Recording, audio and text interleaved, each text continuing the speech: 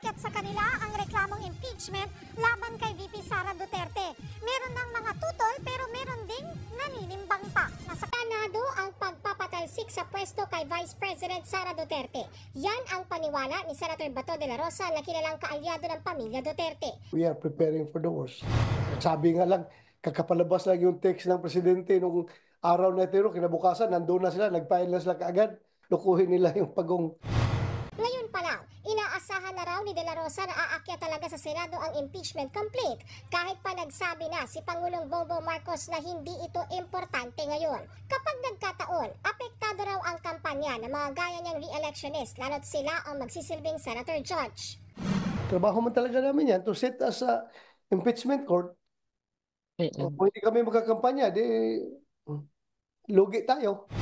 Sa 23 senador, 16 ang kailangan bumoto para ma-impeach si VP Sara. Pero kapag may 8 bumotong not guilty o nag-abstain, mananatili sa pwesto ang bise.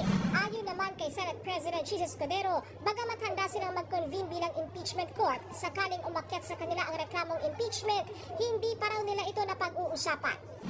Hindi. Dahil ayokong i-assume yung mga mangyayari at ayokong pangunahan. One way or the other.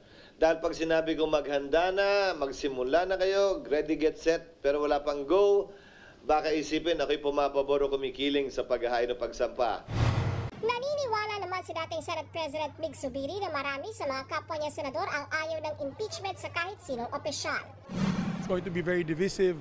I know I'm supposed to not talk about the impeachment, but in my heart, is this what we want so close to the election? Sana walang gulo, kasi ayaw po natin ng gulo at this point in time. Gusto ko po nga namin ceasefire muna at this point in time. Nauna nang sinabi ng ilang senador na hindi sila sigurado kung kaya pa ng schedule ng Senado ang impeachment lalo't malapit na ang eleksyon.